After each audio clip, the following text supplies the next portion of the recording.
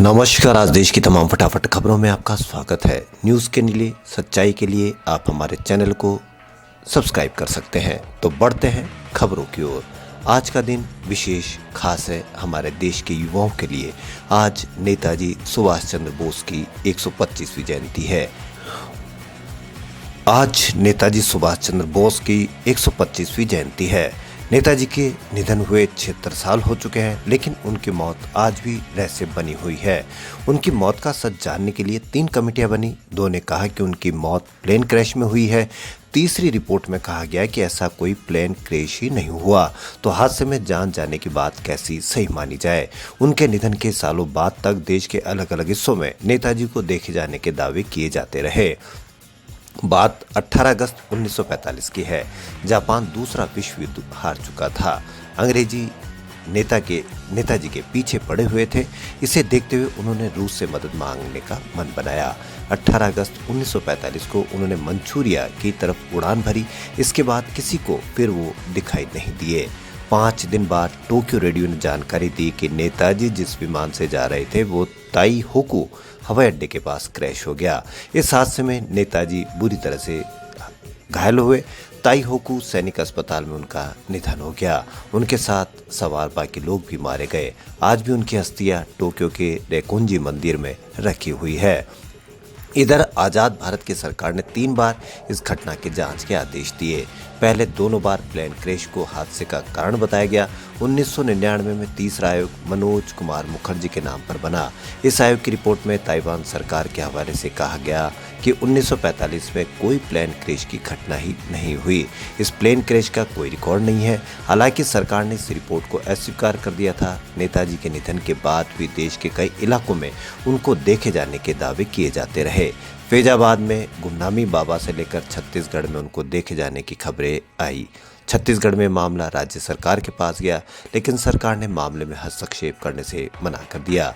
जिन गुमनामी बाबा के नेताजी होने का दावा किया जाता है, उनके निधन के बाद उनके पास से नेताजी के परिवार की तस्वीरें, पत्र पत्रिकाओं में छपे नेताजी से जुड़े कई लेख, कई अहम लोगों के पत्र, नेताजी की कथित मौत के मामले की जांच के लिए गठित शाहनवाज आयोग और खोसला आयोग की रिपोर्ट जैसी चीजें भी मिली थी।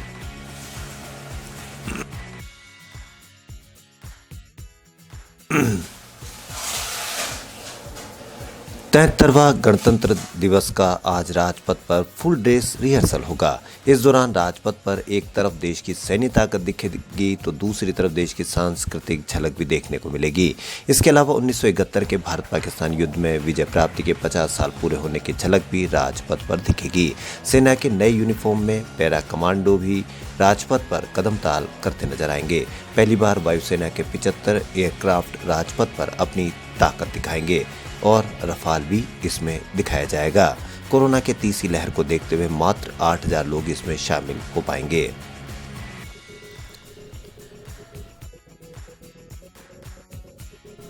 राष्ट्रीय आपदा मोचन बल यानी एनडीआरएफ का आधिकारिक ट्विटर हैंडल शनिवार देर रात संभावित हैकिंग हमले का शिकार हो गया।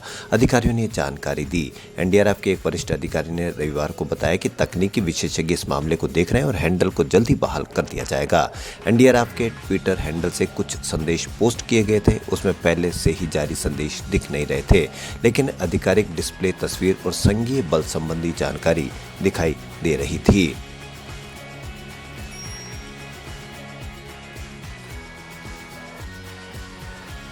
देश भर में पिछले 24 घंटों में कोरोना वायरस के कुल 3,33,533 नए मामले सामने आए हैं। इसके साथ ही देश में अब तक कुल कोविड संक्रमितों की संख्या बढ़कर 3,92,37,264 हो गई। पिछले 24 घंटों में देश भर में कुल 525 लोगों की कोविड से मौत भी हुई। अब तक देश में कोविड से कुल 4,89,409 लोगों की मौत हो चुकी है। आज के आंकड़े में केरल के 62 मामले बैकलॉग आंकड़े के तौर पर भी जुड़े हैं।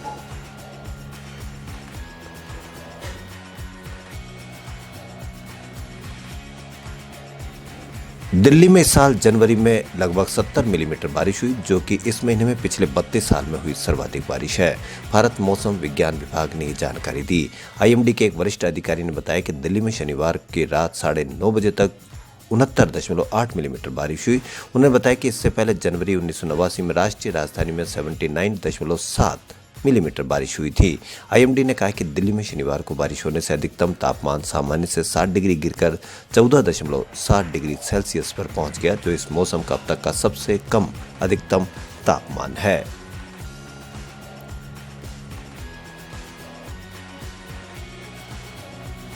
भारत और साउथ अफ्रीका के बीच 3 मैचों की वनडे सीरीज का अंतिम मुकाबला आज केपटाउन के मैदान पर खेला जाएगा। अफ्रीका में टीम इंडिया टेस्ट सीरीज पहले ही हार चुकी है, वहीं पहले दोनों वनडे हारकर वनडे सीरीज भी उसके हाथ से निकल गई है।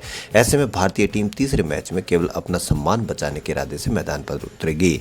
पहले वनडे में अफ्रीका ने भारत को 31 रन से हराया था। दूसरे वनडे में भारत को 7 विकेट से हार का सामना करना पड़ा था। अफ्रीकी टीम इस समय शानदार लय में है और हर हाल में आखिरी वनडे जीतकर भारत के ऊपर क्लीन स्वीप करना चाहेगी। हालांकि टीम इंडिया की नजरें क्लीन स्वीप से बचने पर रहेगी। पहले दोनों मुकाबलों में टीम इंडिया खेल के हर एक डिपार्टमेंट में बिखरी बिखरी नजर आई थी। टीम इंडिया अगर आखिरी मैच भी हार जाती है तो ऐसा तीसरी बार होगा जब एक अफ्रीकी दौरे पर खेले गए सभी वनडे मैचों में टीम को हार का सामना करना पड़ा हो।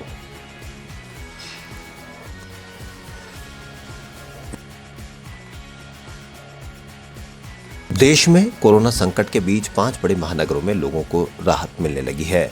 स्वास्थ्य मंत्रालय के आंकड़े के अनुसार दिल्ली में बीते 24 घंटों में 11,486, मुंबई में 3,568, कोलकाता में 1,375, बेंगलुरु में 17,266, वहीं चेन्नई में 6,452 मामले नजर आए हैं। महाराष्ट्र की राजधानी मुंबई में कोरोना के मामलों में तेज गिरावट देखने को मिल रही है।